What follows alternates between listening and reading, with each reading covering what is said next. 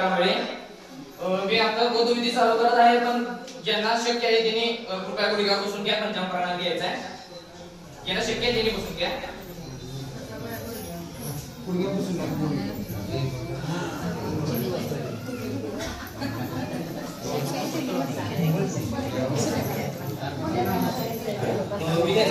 सर्वांनी शांततेने सहकार्य करायचं. मकसद काय बोलू नका.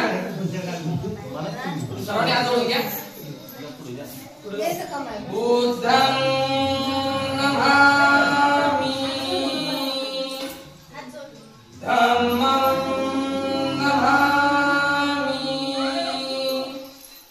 संघं नमामि.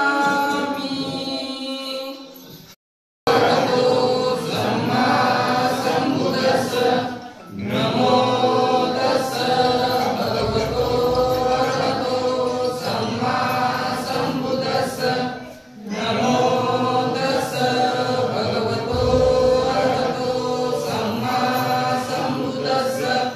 बुद्धं शरणं गच्छामि धम्मं शरणं गच्छामि संघं शरणं गच्छामि द्वितीयंपि बुद्धं शरणं गच्छामि द्वितीयंपि धम्मं शरणं गच्छामि द्वितीयंपि संघं शरणं गच्छामि शरणं गच्छामि तृतीयंपि धम्मं शरणं गच्छामि तृतीयंपि संघं शरणं गच्छामि. पाणातिपाता वेरमणि सिक्खापदं समादयामि. अवधिन्यदाना वेरमणि सिक्खापदं समादयामि. कामेषु मिच्छाचारा वेरमणि सिक्खापदं समादयामि. मुसावादा वेरमणि सिक्खापदं समादयामि. सूरामेरय मद्यपमादपाना वेरमणि सिक्खापदं समादयामि. साधु साधु साधु. प्रकाशाकडे नेणारे विश्वरत्न डॉक्टर बाबासाहेब आंबेडकर, आरक्षणाचे जनक छत्रपती शाहू महाराज, गुलामगिरीची जाणीव करून देणारे महात्मा ज्योतिबा फुले, स्त्रियांना शिक्षणाचा पाया घालून देणाऱ्या माता जिजाऊ, माता रमाई व माता सावित्री यांना प्रथम मी वंदन करते.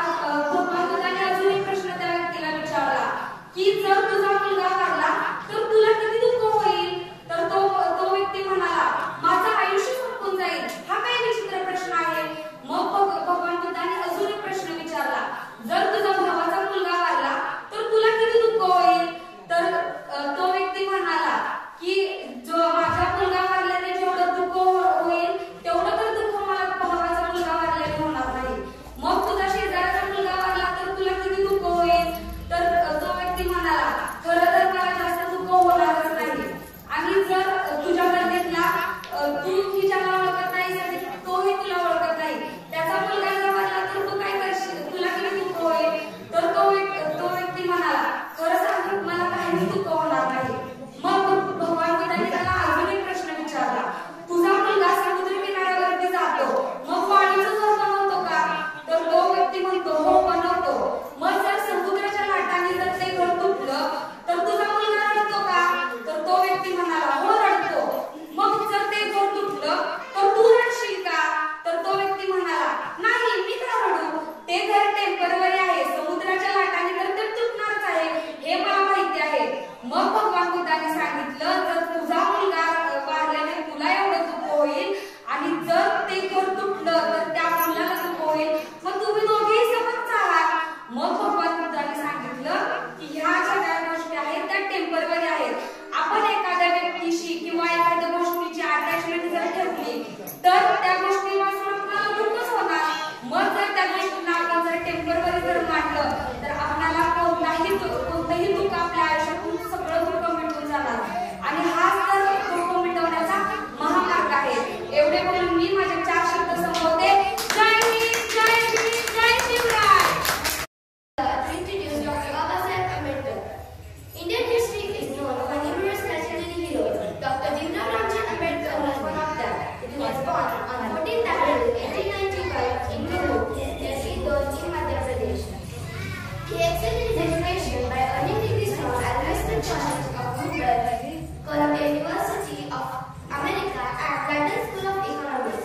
He excelled in his knowledge by some of his famous moments are Mahat Satyagraha and Kalara Mandir Satyagraha. Dr. Babasaheb Ambedkar is also known as the father of the Indian Constitution and the first Prime Minister of independent India. Dr. Babasaheb Ambedkar was honored with Bharat Ratna Award in 1990. He died on 6 December 1956 in Delhi. His samadhi is located in Chaitya-Bhumi, a Buddhist park in Mumbai. Dr. Babasaheb Ambedkar was a great personality who fought against discrimination and promoted social justice and equality to the untouchables, commonly known as Dalits. He is a great inspiration to all of us. Thank you. Jai Bharat, Jai Bharat. सर्वांचा हक्क मिळवून देणारे विश्वबंधू doctor Babasaheb Ambedkar आरक्षणाच्या जगासाठी आव्हान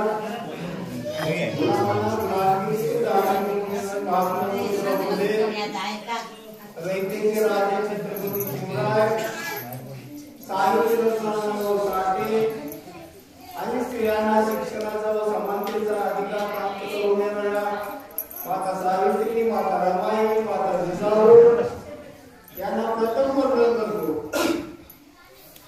आपण महाकारुणिक तथागत गौतम बुद्ध व doctor Babasaheb Ambedkar यांची 70वी जयंती आज संपन्न करीत आहे. आणि या 70वी जयंतीसाठी आपण सर्व उपस्थित आहेत. त्यामुळे मी प्रसिद्ध क्रीडामंडळाच्या वतीने प्रथम तुमचे सर्वांचे सविनय घेते. डॉक्टर बाबासाहेब आंबेडकरांनी 14 ऑक्टोबर 1927 साली घोषणा केली होती की मी हिंदू म्हणून जन्माला आलो तर मी हिंदू म्हणून कधी मरणार नाही. 1927 साली डॉक्टर बाबासाहेब आंबेडकरांनी घोषणा केली की मी हिंदू म्हणून जरी जन्माला आलो तर हिंदू म्हणून कधी मरणार नाही, कारण हिंदू धर्मापासून त्यांना खूप अन्याय सहन करावा लागला. डॉक्टर बाबासाहेब आंबेडकर यांच्या 5वी मध्ये शिकत होते आणि 5वीच्या वर्गात शिकत असताना डॉक्टर बाबासाहेब आंबेडकर दरवाजाच्या बाहेर बसले असत. सर्व सवर्णांमध्ये त्या वर्गाच्या आतमध्ये असेल बाबासाहेब आंबेडकर वर्गाच्या बाहेर बसले असत. त्यावेळी ब्रिटिश सरकारचा एक अधीक्षक शाळा तपासणी परीक्षेत म्हणून तिथे उपस्थित झाला आणि त्या सुवर्ण विद्यार्थ्यांना प्रत्येक प्रश्न विचारला तर त्या सुवर्ण विद्यार्थ्यांना एकाही प्रश्नाचं उत्तर देता आलं नाही. पण आज डॉक्टर बाबासाहेब आंबेडकर दरवाजाच्या बाहेर बसून सुद्धा बोट वरती करत होते आणि प्रत्येक प्रश्नाचं उत्तर देत होते. आणि त्या शाळेची लाज राखली डॉक्टर बाबासाहेब आंबेडकरांनी. त्यावेळेला ते ब्रिटिश अधिकारी म्हणले, मास्तर म्हणले, तो दरवाजाच्या बाहेर बसलेला एवढासा लहानसा तो मुलगा प्रत्येक प्रश्नाचं उत्तर देतो, तुझ्या शाळेची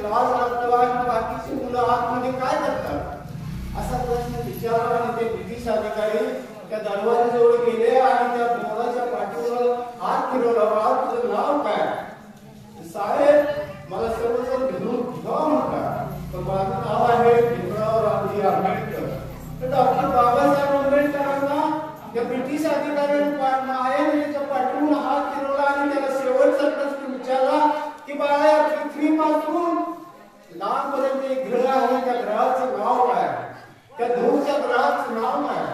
डॉक्टर बाबासाहेब आंबेडकरांनी मान खाली घातली आणि दिवाण की साहेब मला त्या ध्रुवच्या ग्रहाचं नाव काय मला माहित नाही, पण त्या शाळेत त्या कोपऱ्यात माठाच्या पाठाचा जो वाट आहे त्याचा माझा तोच माझ्यासाठी छोटा ग्रह आहे. डॉक्टर बाबासाहेब आंबेडकरांना पाणी पिण्यासाठी मनाई होती. अशा परिस्थितीमध्ये डॉक्टर बाबासाहेब घडले. डॉक्टर